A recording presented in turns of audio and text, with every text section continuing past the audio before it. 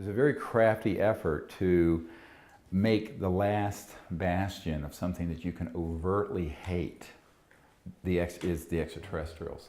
I mean, the hatred that was focused on me in Barcelona for talking about the oneness and the going forward in universal peace and contacting all these civilizations. I mean, I literally had people storm the stage to attack me in front of 1,400 people. So it's been inflamed deliberately by the intelligence community and, no offense to anyone, Hollywood and the media, by the caricatures that have been done. And I look at it, and I've studied the Holocaust a lot, and what you find is that the same things that were done by Goebbels and others to caricature Jewish people have been done to caricature ETs.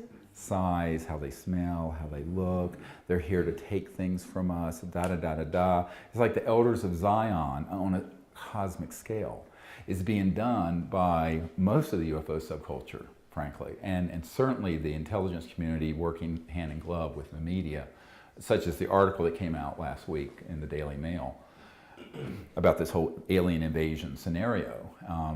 And so I think that, you know, we're very concerned about this because we have got to find another way of thinking. And as Einstein said, no problems ever been solved from the level of consciousness that caused it. Okay? And so it has to be a great quote. Yeah. Well, it was not mine, it's Einstein's. But, you know, I'm paraphrasing, but it's close, I think. So that's why we have to get to this new level of how we think. And the only way to transcend that otherness is to look at what it is at our base. And it can't just be that we're all humans, because they're not. How do we find, because we can't trade world peace for interplanetary war. And there are those who would like to do that. I had an intelligence official many years ago said, yes, where we're moving towards is uniting the world, but uniting the world so we can fight the aliens. So I don't think we're moving forward if we trade, you know, factional and ideological war from one ethnic or religious or economic system or another and unite the world, a la the movie Independence Day, into an interplanetary conflict, because that's A, not survivable, and B, would be even worse in terms of galvanizing the world around a military structure for society. And that, if you look at the history of society, that has been, you know, with the white men on that has been the central organizing principle of our society for a few thousand years, actually. And that's what really has to change, is we have to have another organizing principle that's based on something greater than who has the most powerful gun. There's unity consciousness and the experience of the mind of each of us being the one mind. And then there's your individuality.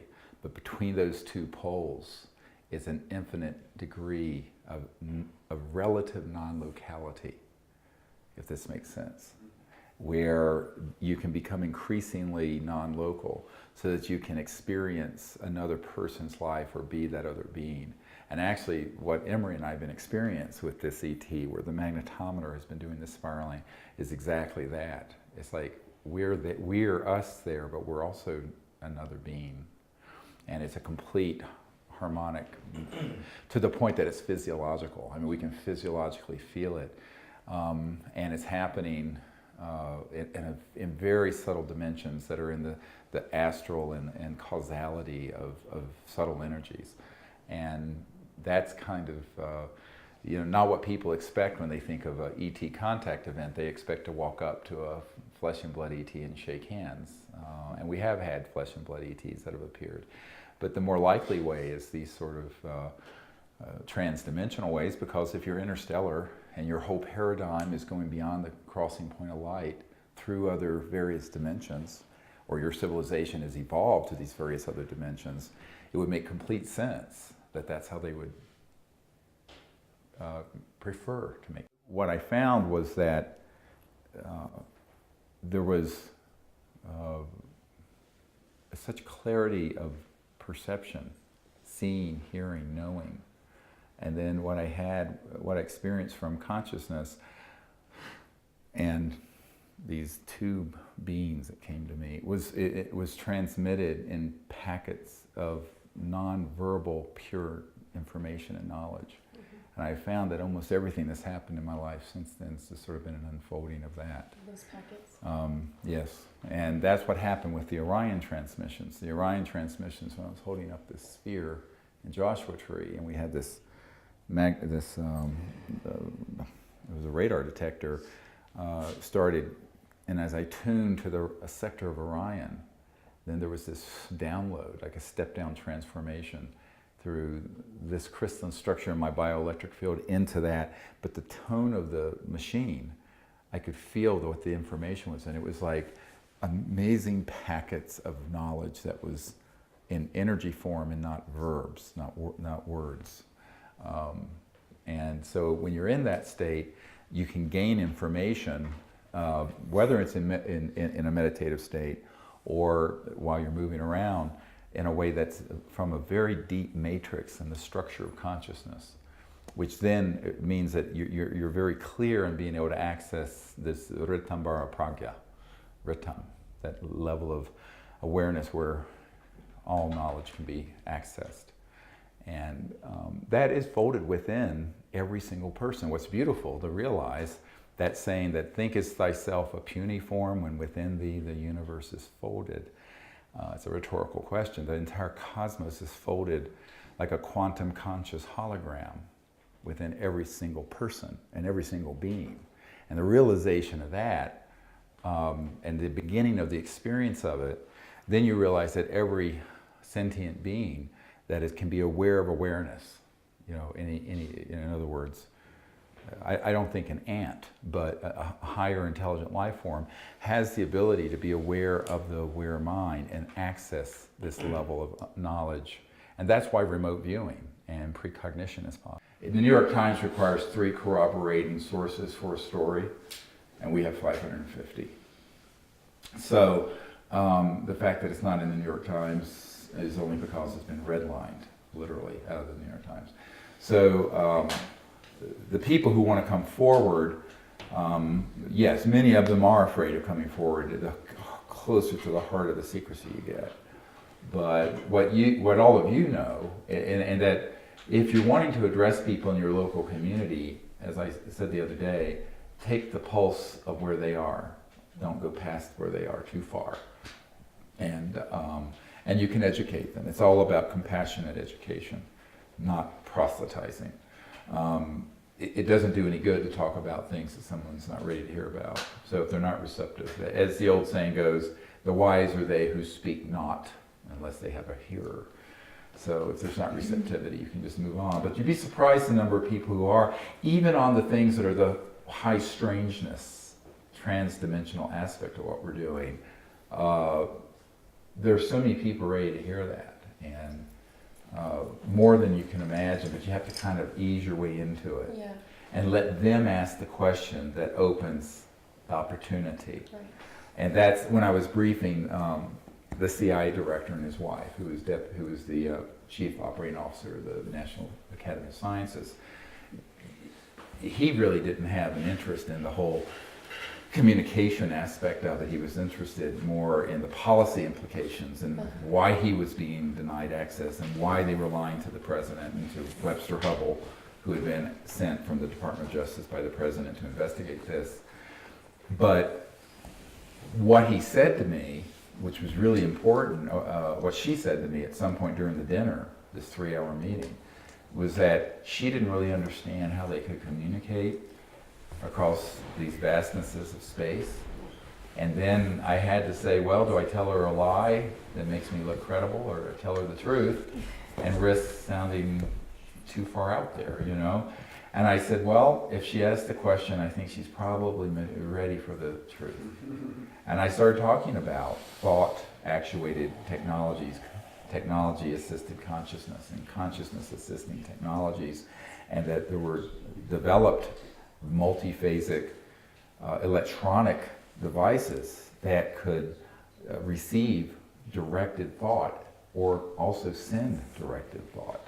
And that this is how the communication was happening at multiples of the speed of light across interstellar and even intergalactic distances. And she just said, you know, I thought it had to be something like that. Just like that. Here she is, the Chief Operating Officer of the National Academy of Sciences. So what that said to me is that people are more ready to hear this and learn this than we realize. It's really about people having this realization that to step forward in this and do what you need to do requires a lot of courage. It requires a lot of personal fortitude because of the ridicule factor and the social opprobrium that attends the issue, which is very, very significant, particularly if you're in a professional setting.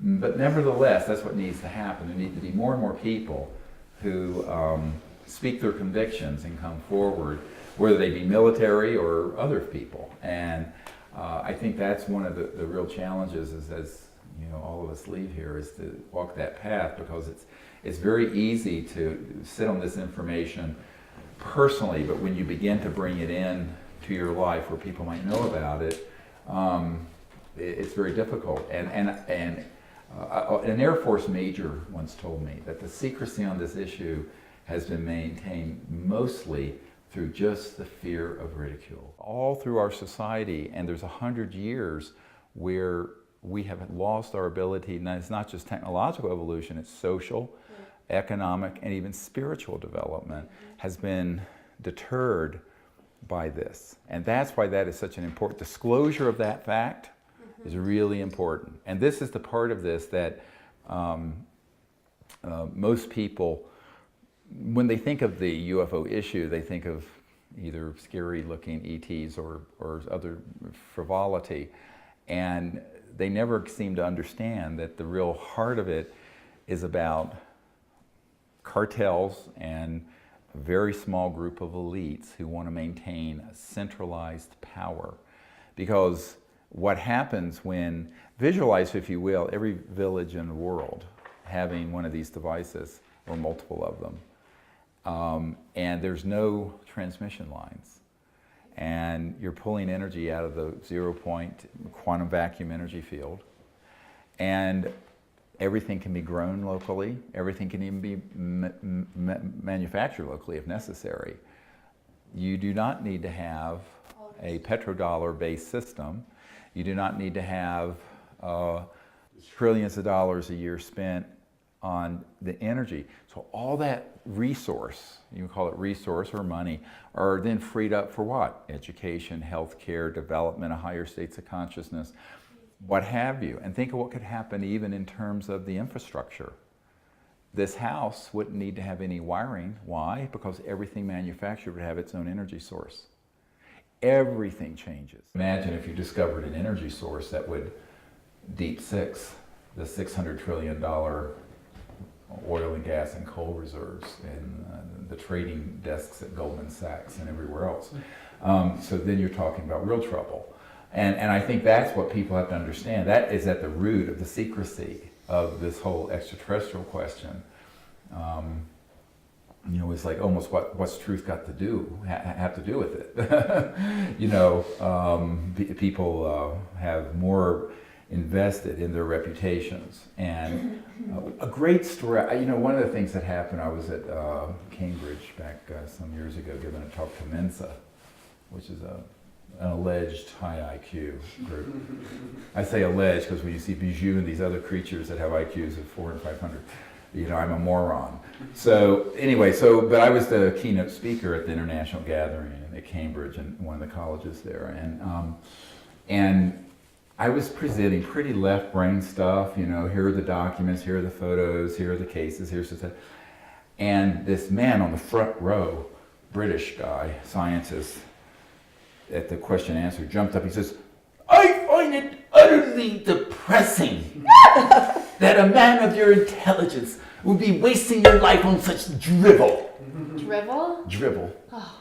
And he says, "I've been on all the top committees in the British government, and if there was any truth to this, I would have known about it." Like that, very bombastic. And I let him rant, and he sat down. And I said, "Well, with all due respect, if you didn't have a compartmented clearance to this, you wouldn't know." Because the Minister of Defense, Lord Hill Norton, who I know personally, was denied access. But if there's a 10% chance that what I'm saying is true, it would change everything on this planet. And I think it's worth pursuing, and that's why I don't think I'm wasting my life. Next question. Things that were done by Goebbels and others to caricature Jewish people have been done to caricature ETs. Size, how they smell, how they look. They're here to take things from us, da da da da da. It's like the Elders of Zion on a cosmic scale is being done by most of the UFO subculture, frankly, and certainly the intelligence community working hand in glove with the media, such as the article that came out last week in the Daily Mail about this whole alien invasion scenario. And so I think that, we're very concerned about this because we have got to find another way of thinking. And as Einstein said, no problems ever been solved from the level of consciousness that civilizations. I mean, I literally had people storm the stage to attack me in front of 1,400 people. So it's been inflamed deliberately by the intelligence community and, no offense to anyone, Hollywood and the media, by the caricatures that have been done. And I look at it, and I've studied the Holocaust a lot, and what you find is that the same thing caused it, okay? And so it has to be a great quote. Yeah. Well, it was not mine, it's Einstein's. But, I'm paraphrasing, but it's close, I think. So that's why we have to get to this new level of how we think. And the only way to transcend that otherness is to look at what it is at our base. And it can't just be that. There's a very crafty effort to make the last bastion of something that you can overtly hate is the extraterrestrials.